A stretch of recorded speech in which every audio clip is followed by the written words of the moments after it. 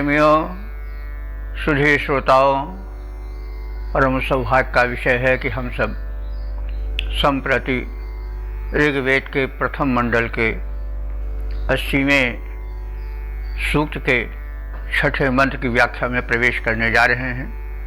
यह मंत्र पंक्ति नामक छंद में निबद्ध है। मंत्र दृष्टा ऋषि हैं गौतम राहुगण और देवता हैं इंद्र। मंत्र का शीर्षक है इंद्र एक राष्ट्राध्यक्ष रूप में। तो अब संबंधित मंत्र का प्रथम पाठ हो जाए। ओम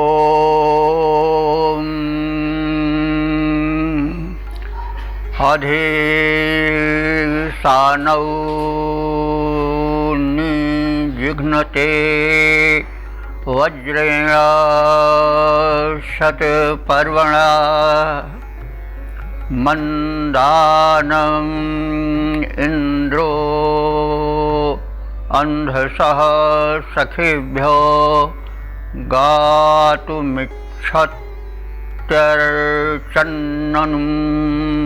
स्वराज्यम।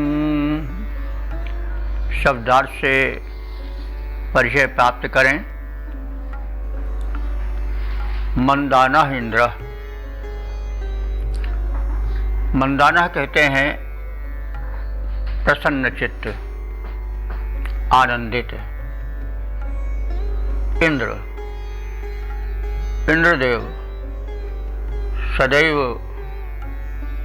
प्रसन्न और आनंदित रहने वाले हैं। तो इस तरह से जो राष्ट्राध्यक्ष हो उसको भी कभी विरोधी शक्तियों को देख करके निराश नहीं होना चाहिए और खिन्न नहीं होना चाहिए, उत्साहित रहना चाहिए। स्वराज्यम अनुवर्चन, स्वराज्यम माने अपना राज्य, अपना विस्तार। तो परमात्मा का तो सारा ब्रह्मांड ही राज्य है, लेकिन हम अगर राष्ट्राध्यक्ष के रूप में देखें तो उसका अपना जो राष्ट्र है वही उसका क्षेत्र है। श्रुति यानी वैदिक शब्दकोश में इंद्र को आत्मा भी कहा गया है। आत्मा व इंद्र, ऐसी स्थिति में शरीर भी आत्मा का राज्य है। तो बंधुओं, हमें समास शैली में कथित वेद मंत्रों का मर्म समझकर उसकी विस्तृत व्याख्या, लोकोपयोगी व्याख्या, आत्मोपयोगी व्याख्या करनी चाहिए।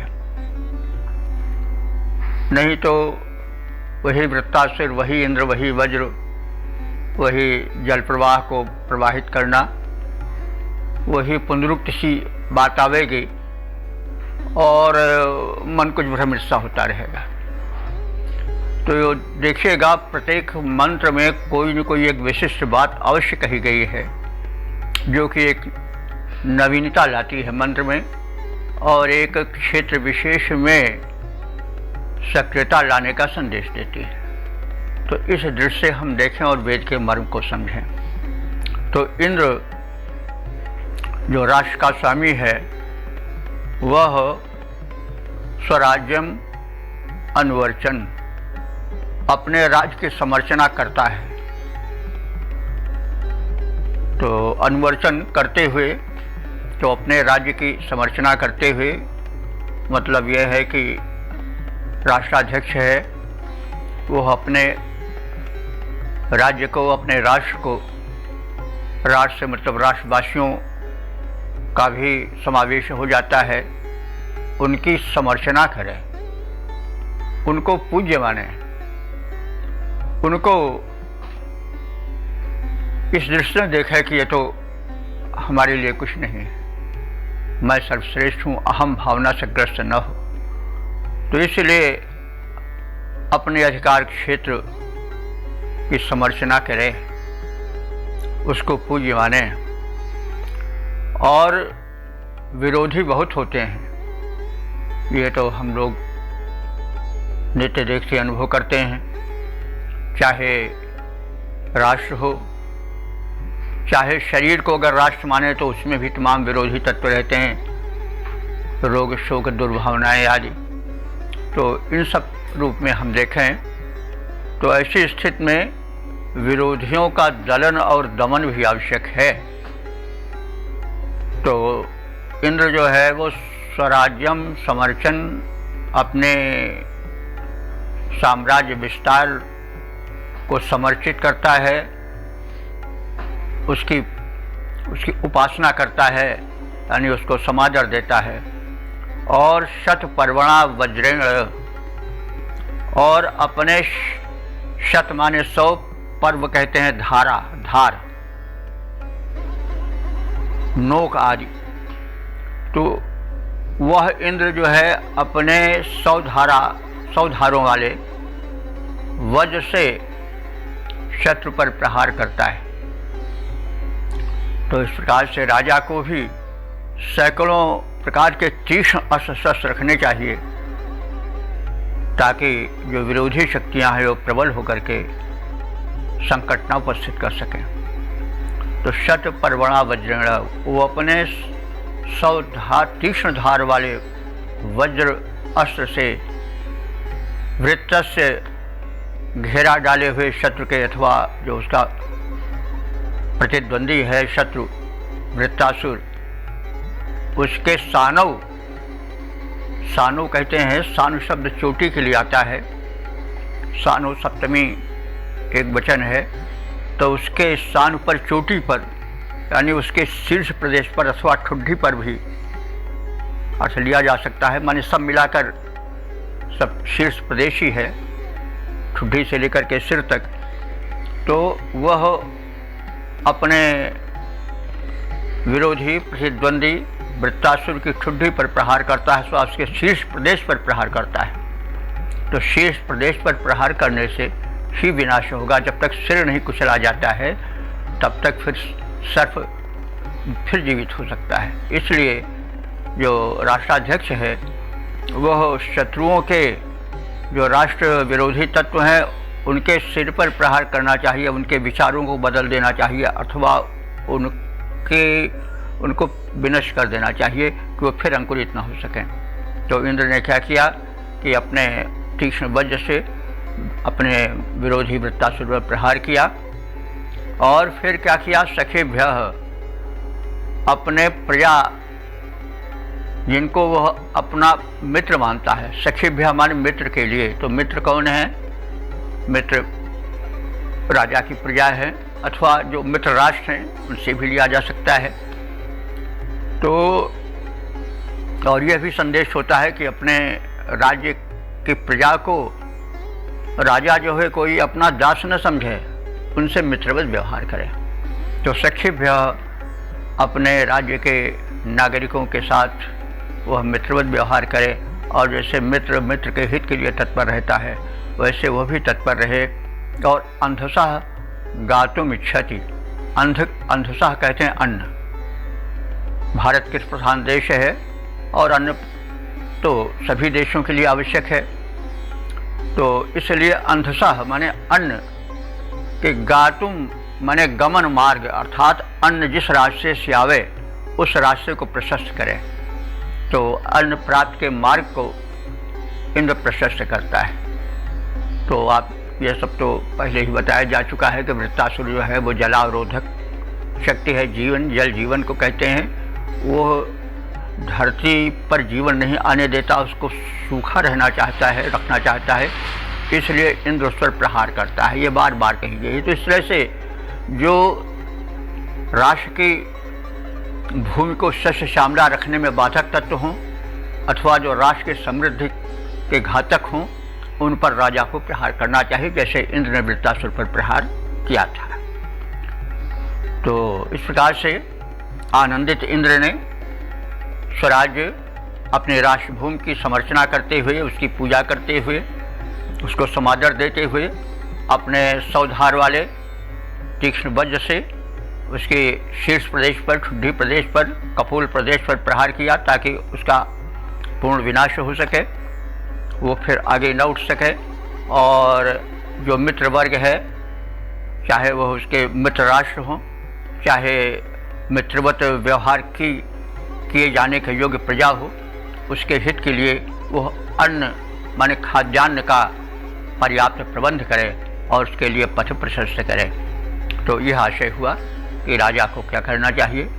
राजा को अस्त्र शस्त्र से पुष्ट होना चाहिए, जो विरोधी तत्व हों उसका विनाश करना चाहिए, और प्रजा को मित्रवत मानना चाहिए, उसके धन धान्य खाद्यान्न का पर्याप्त प्रबंध करना चाहिए, और जो विरोधी हैं उनके शीर्ष प्रदेश पर प्रहार करना चाहिए ताकि वे राष्ट्र के प्रजागण के लिए एक बाधा न खड़ी कर सकें। तो इसका हम अब पद रूपांतरण देखें। देवराज इंद्र में है राजा के समस्त गुण, देवराज इंद्र में है राजा के समस्त गुण, शत्रुओं से जनता का करता उद्धार है, राष्ट्र उपकार करता भली प्रकार इंद्र, पूर्ण युद्धोत्साह और आनंद अपार है, शत्रधार धारी तीक्ष्ण वज्र बाहुओं में धार, दुष्ट शत्रु वृत्त पर करता प्रहार है, मित्र वर्ग हेतु प्रजा वत्सल दयालु इंद्र, अन्न प्राप्ति पंथ खोजता सदा उदार है। ओम।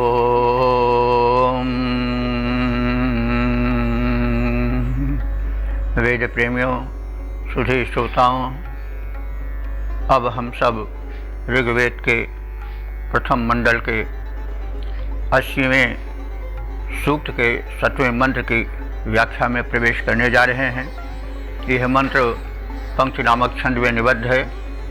मंत्र दृष्टा ऋषि हैं गौतम राहुगण, देवता है इंद्र, और शीर्षक है कूटनीतिज्ञ इंद्र। अब संबंधित मंत्र का पाठ हो जाए।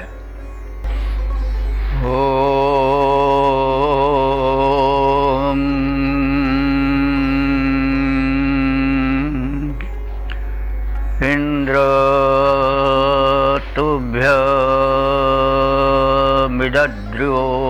तुभ्यमिदद्र्योनुत्तम वज्रेण वीर्यं यद्धत्वं यद्धत्यं मायिनं मृगं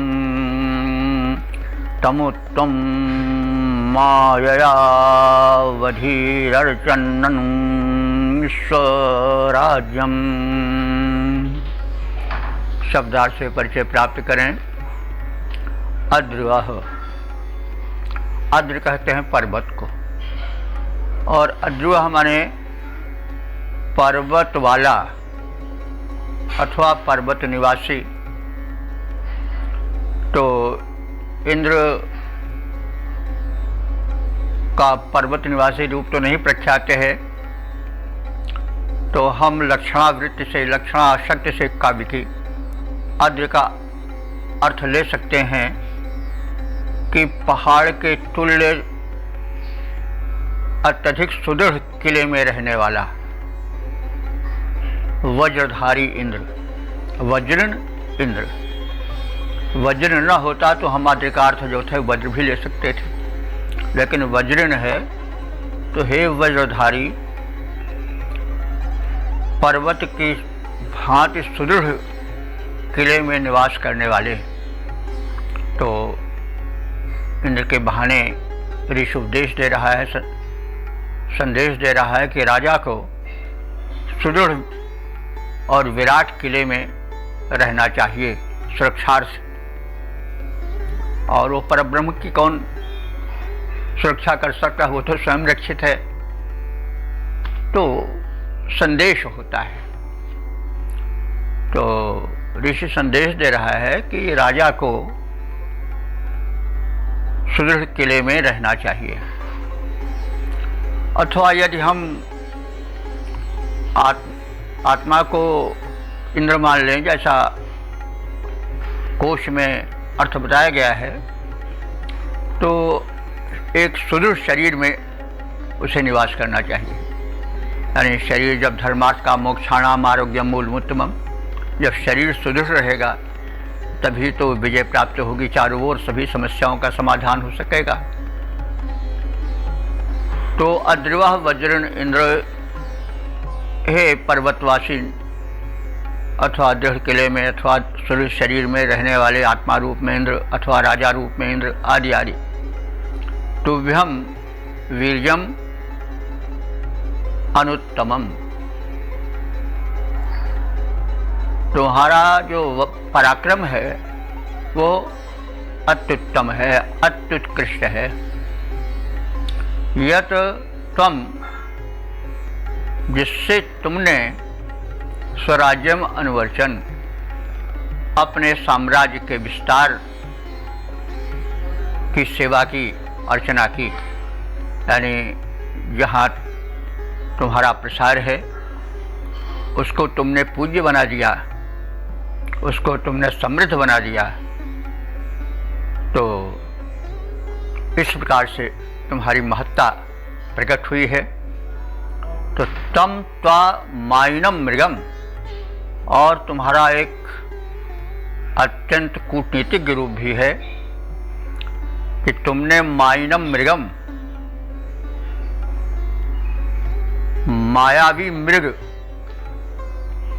वृत्तासुर को, माया मृग, मृग तृष्णा आदि तमाम बातें हैं, तो तुमने माइनम मृगम में विशेषण आया है वृत्तासुर के लिए, इंद्र के संदर्भ में। तो वृत्तासुर का संबंध बादलों से भी है। तो बादल भी मायावी होते हैं, कभी हिरण का रूप, कभी किसी तरह के रूप, कभी यहाँ कभी प्रकट हुए, कभी छिप गए, कभी प्रबल हो गए। तो माइनम मृगम, तो वृत्तासुर अथवा बादल जो तरह तरह के रूप धारण करते रहते हैं, यानी विरोधी, राष्ट्र के विरोधी जो तरह तरह के रूप धारण करते हैं, तरह तरह से अपने को प्रदर्शित करके, छल करके एक राजा को प्रवंचित करना चाहते हैं, उसको ठगना चाहते हैं, उसको धोखा देना चाहते हैं। तो ऐसे विरोधी वृत्तासुर को अथवा जो भी विरोधी शत्रु हो, उनको माया माने माया द्वारा ही, छल कपट द्वारा ही, अवधि माने मारना चाहिए। तुमने मारा है, तो तुमने छल कपट करने वाले शत्रु वृत्तासुर को उसी की भाषा में, उसी के रूप में छलपूर्वक, मायापूर्वक, कूटनीतिपूर्वक अवधि माने मारा है। तो संदेश इससे क्या है कि राजा को बिल्कुल युधिष्ठिर बनकर नहीं रहना चाहिए। युधिष्ठिर बनकर रहने पर तो काम बिगड़ जाएगा। अगर शत्रु कपटी है तो उसे उसके कपट आचरण से ही हराना चाहिए। ऐसा न होने पर राष्ट्र पर संकट आ सकता है। तो जैसे उदाहरण के लिए आप इतिहास को देखें तो पृथ्वीराज की उदारता ने उसको तो नष्ट ही किया, साथ साथ एक राष्ट्र को संकट में डाल दिया। मोहम्मद गौरी को पहले उसने परास्त किया था और अपने अधिकार में कर लिया था। उसने क्षमा मांग लिया, हाथ पैर जोड़ करके, जाओ तुम, क्षमा किया तुमको। परिणाम क्या हुआ? दोबारा उसने आक्रमण करके छलपूर्वक पृथ्वीराज का, उसको पराजित करके अपने बंधन में, अधिकार में कर लिया और फिर बाद में बड़ी दुर्दशा की और उसके साथ साथ राष्ट्र परतंत्रता के पास में बन गया। तो संदेश ये है कि यदि शत्रु मायावी हो, छल कपट करने वाला हो, तो राजा को भी छल कपट से उसको वश में करना चाहिए, जैसे कि इंद्र ने किया।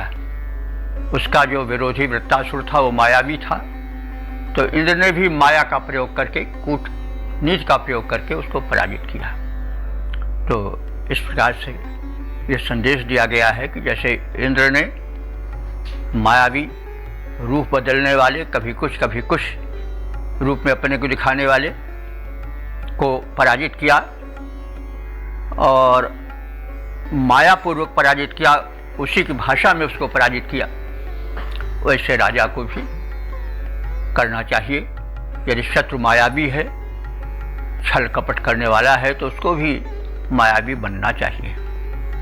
तो हे दृढ़ दुर्ग निवासी अथवा पर्वतवासी इंद्र, तुम्हारा पराक्रम अत्युत्कृष्ट है।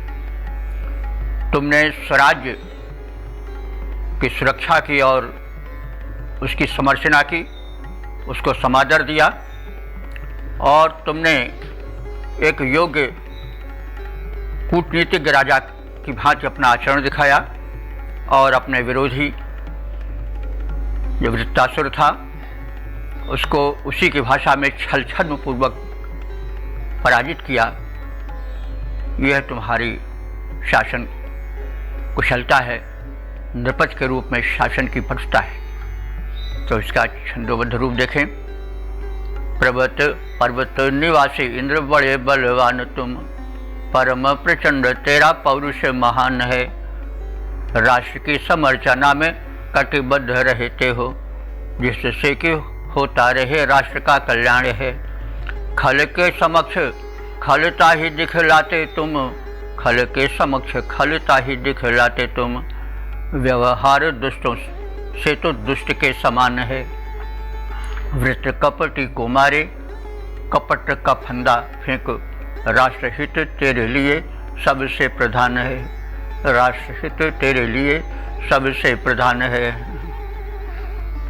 ओम। वीर प्रेमियों, सुधी श्रोताओं, संप्रति हम सब ऋग्वेद के प्रथम मंडल के 80वें सूक्त के 8वें मंत्र की व्याख्या में प्रवेश करने जा रहे हैं। यह मंत्र पंक्ति नामक छंद में निबद्ध है। मंत्र द्रष्टा ऋषि हैं गौतम राहुगण और देवता हैं इंद्र। मंत्र का शीर्षक है प्रचंड पराक्रमी इंद्र। अब संबंधित मंत्र का प्रथम पाठ हो जाए।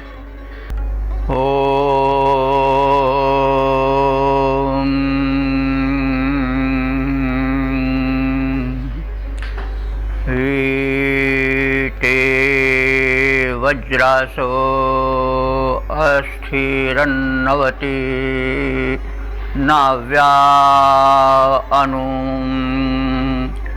महत् इंद्र वीर्यम् बाहुस्ते बलम् हितमर्चन्नूनुं स्वराज्यम्। शब्दार्थ से परिचय प्राप्त करें। इंद्र,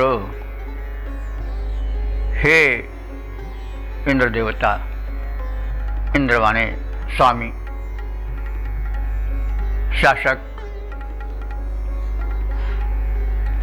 इंद्र देवता ते वज्रासा, तुम वज्रधारी हो और तुम्हारे वज्र के वृत्त में, घेरे में शत्रु पड़ा रहता है और उस घेरे से बाहर नहीं जा सकता है। न नवति नाव्या, नवतिम नाव्या।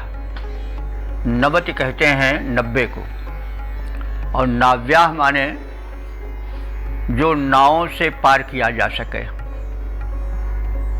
यानी वह जलस्थल जो इतना दुर्गम हो, इतना विस्तृत हो कि उस तक पहुँचने में और खोजे करके शत्रु को मारने में 90 नावों की आवश्यकता पड़ जाए। मतलब 90 से हम केवल 89 के बाद आने वाले 90 ही नहीं बल्कि अधिक का भी अर्थ ले सकते हैं। तो शत्रु जो कि इतना प्रबल और मायावी है और वो जल राशि पर, समुद्रादि पर कब्जा किए हुए है कि उसके खोजने में 90 नावों की आवश्यकता पड़ जाती है, यानी वो बहुत गूढ़ है। तो हे इंद्र, तुमने ऐसे शत्रुओं को अपने वज्र के वृत्त में घेरे में लिया। और ते वीर्यम महत्, तुम्हारा पराक्रम महान है, बहुत विस्तृत है, प्रबल है। ते बाहोः, तुम्हारी भुजाओं का या तुम्हारी भुजाओं में बलम हितम, बहुत अधिक बल, हितम माने निहित है, यानी तुम्हारी भुजाएं अत्यंत बलशाली हैं और उनके बल पर तुमने स्वराज्यम अनुवर्चन, अपने स्वराज्य की, अपने साम्राज्य की, अपने राष्ट्रभूमि की रक्षा की और उसको पूज्य बनाया। तो सामान्य संदेश, सामान्य बात तो यह है कि इंद्र परम पराक्रमशाली है। उसके शत्रु चाहे जितने विस्तार में हो, चाहे जितने गूढ़ स्थान में छिपे हों, समुद्राज में ही क्यों न छिपे हों, जिसके कि खोजने में 90 नाव यानी अत्यधिक तमाम नावों की आवश्यकता पड़ती है।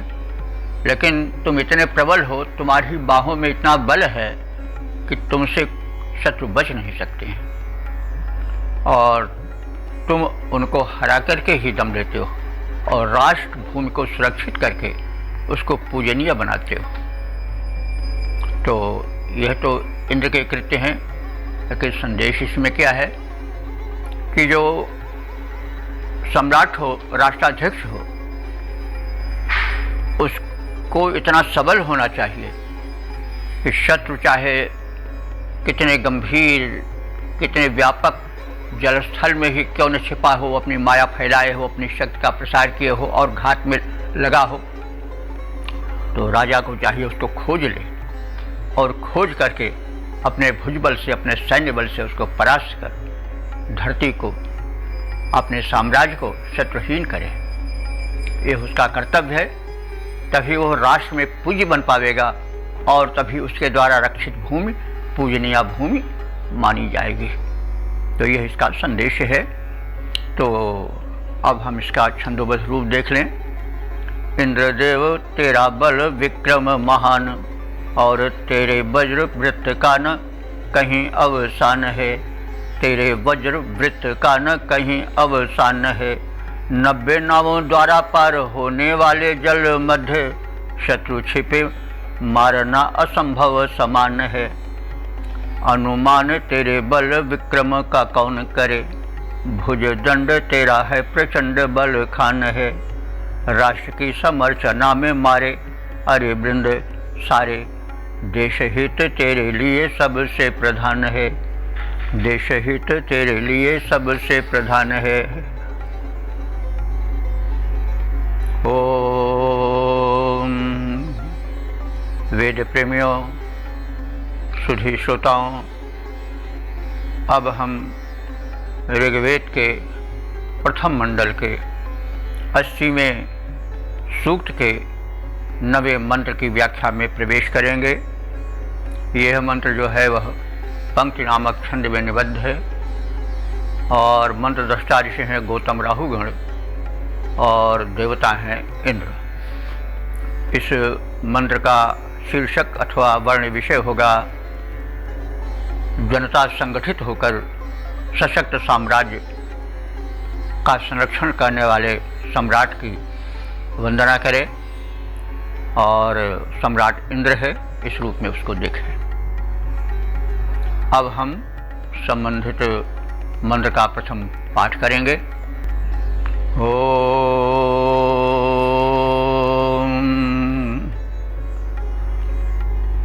सहस्रम शाकमर्चत परिष्टोभत विंशतिः शतेन मन्वनो न वृन्द्राय ब्रह्मोद्यत मर्चन्ननु स्वराज्यम्। शब्दार्थ से परिचय प्राप्त करें। सहस्रम साकम अर्चत। हे प्रजाजनों, हे उपासकों, सहस्रम साकम समर्चत, यानी तुम लोग सहस्रों की संख्या में एक साथ इंद्र की समर्चना करो, उपासना करो। विंशति ही पर अस्तोमत, और न हो तो विंशति माने 20 लोग ही चारों ओर से बैठ करके अस्तोमत माने उसके स्तोत्रों का गायन करो। और शता एनम अनो नुवः, शता माने सैकड़ों, मिल करके निरंतर एनम इंद्रम, इस इंद्र विषयक मंत्रों का पाठ करो और उसकी प्रार्थना करो। इंद्राय ब्रह्म, इंद्राय माने इंद्र के लिए, ब्रह्म माने वेद मंत्र का उच्चारण करो। और इस प्रकार से तुम भी स्वराज्यम अनुवर्चन, अपने राष्ट्र की, अपने स्वराज की समर्चना करते हुए इंद्र की उपासना करो। इसमें प्रजा के कर्तव्य पर भी प्रकाश डाला गया है। राजा का तो कर्तव्य ही है कि वो राष्ट्र को शक्तिशाली बनावे, शत्रुओं से रक्षित रखे। शत्रु कहीं भी छिपे हों, कैसे भी दुर्गम स्थान पर क्यों न हो, उनको मार गिरावे, धरती को, राष्ट्र को शत्रु शून्य करे। लेकिन प्रजा का भी कर्तव्य है। प्रजा का कर्तव्य क्या है कि वो हो सैकड़ों की संख्या में, सहस्रों की संख्या में, ना हो तो 20 ही की संख्या में, मतलब मिल करके राजा के मनोबल को बढ़ावे, उसको तोड़े नहीं। प्रायः यह देखा जाता है कि प्रजा में कैसा भी राजा क्यों न हो, कुछ विरोधी मिल ही जाते हैं। उदाहरण के लिए राम राज्य में, राम राज्य तो आदर्श रहा है और युगों तक आदर्श रहेगा, लेकिन वहाँ भी राम के विरोधी मिल गए। धोबी वाला प्रसंग प्रसिद्ध है। उसने अपने पत्नी को कहा कि हम राम नहीं है जो तुम्हें स्वीकार कर लेंगे। ये तो सब आप सब जानते हैं कि एक धोबी था, उसकी पत्नी किसी कारणवश कहीं रुक गई, नहीं आ सकी, धोबी बिगड़ गया। अयोध्या की ही बात है। तो अयोध्या शापित भी जैसे हो गई तब से कि हम राम नहीं है जो महीनों तक रहती हुई दूसरे की नगरी में अपनी पत्नी को फिर स्वीकार कर लें, हम तुम्हें निकाल के छोड़ेंगे। तो आदि आदि बातें। फिर इसकी बड़ी चर्चा होने लगी। वाल्मीकि रामायण के उत्तरकांड में है कि जिस चौराहे पर देखो उस चौराहे पर यही प्रपंच हो रहा है। गुप्तचरों ने बताया तो राम ने जैसा किया वैसा आप सबको विदित है। तो कहने की यह मतलब है कि प्रायः प्रजा अपने कर्तव्य को भूल जाती है। तो राजा यदि कर्तव्यनिष्ठ है तो प्रजा को भी उसके कार्य में उसे प्रोत्साहित करना चाहिए। तो प्रोत्साहित करने के मतलब उसकी प्रशंसा करनी चाहिए, उसके नैतिक बल को, मनोबल को बढ़ाना चाहिए। यह संदेश दिया गया है। तो हे मनुष्यों, तुम सहस्रों की संख्या में मिलकर एक साथ उस सम्राट इंद्र की प्रार्थना करो, सैकड़ों मिलकर निरंतर उपासना करो। यदि संख्या अधिक न हो तो 20 ही की संख्या में संगठित होकर के उस प्रभु का, उस सम्राट का निरंतर गुणगान करो। संख्या को देख सत्कार्य समाराधन बंद न हो, यह संदेश छिपा है। यह स्तोत्र इंद्र के हेतु है। हे इंद्र, इसे सुनो और राष्ट्र की सुरक्षा और समर्चना में सदा समुद्रित रहो। राष्ट्र ही सबका आधार है, प्रजा को भी इसमें हाथ बटाना चाहिए। ये सब संदेश है। पद्य रूपांतरण देखें। मनुजों निवेदन है, संगठित होके रहो, प्रभु को न भूलो मिल, प्रार्थना करो सभी, सैकड़ों सहस्रों साथ साथ पूजा पाठ करो। संख्या न्यूनता विलोक धैर्य ना तजो कभी। संगठित 20 तो भी प्रार्थना करो सहर्ष। प्रेरक है प्रार्थना तैयार जो हुई अभी। राष्ट्र की समर्चना में सुनो प्रार्थनाएं इंद्र। राष्ट्रहित करो नाथ सार्थक सभी तभी। ओम